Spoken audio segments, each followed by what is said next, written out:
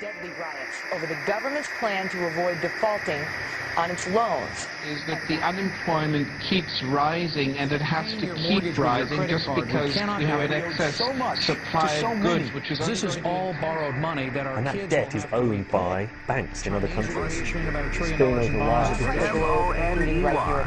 In the form of a convenient personal filter cigarette that delivers the taste, and I 45 malt liquor. Are you hot?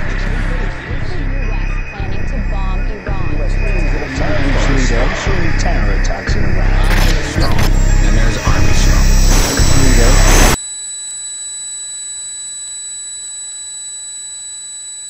Modern psychology has a word that is probably used more than any other word in psychology. It is the word maladjusted. Maladjusted.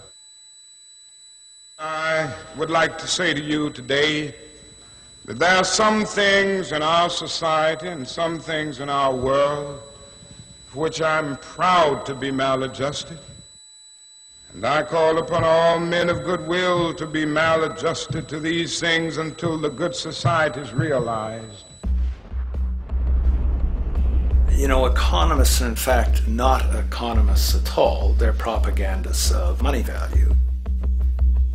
This system is more wasteful than all the other existing systems in the history of the planet.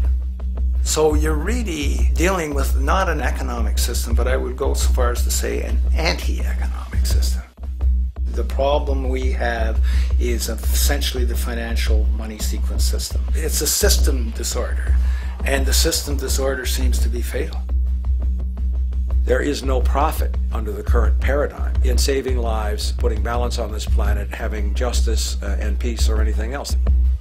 Disease supports medicine. It supports doctors and hospitals. But if you really were able to eliminate most diseases, you would eliminate professions as well.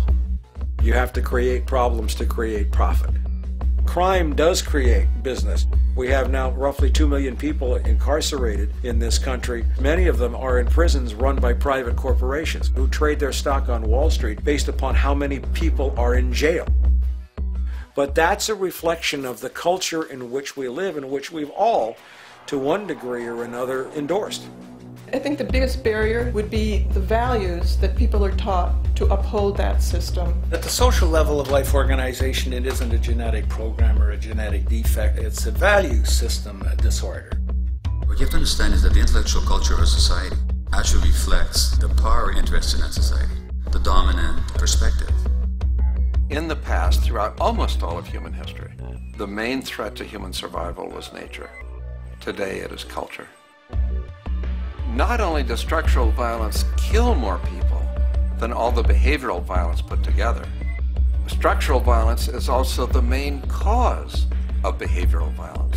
Some colleagues at Harvard studying this suggested that inequality acted as a social pollutant because it affects almost everyone in society. The immune system cannot recognize the invasive cancer, and it takes over the whole body until the body collapses. And we're in that spasming, collapsing form now. So the system has to be corrected, not print more money and give it to banks. That doesn't deal with the problem. Every level of life organization and life system is in a state of crisis and challenge and decay or collapse. The problems that we have today will continue to go on. This will never go away within a monetary system. It's clear that we're on the verge of a great transition in human life. That what we face now is this fundamental change of the life we've known over the last century. There has to be a link between the economy and the resources of this planet, the resources being, of course, all animal and plant life, the health of the oceans and everything else. This is a monetary paradigm that will not let go until it's killed the last human being. The in-group will do all it can to stay in power. And that's what you got to keep in mind. They'll use the Army and Navy and lies or whatever they have to use to keep in power.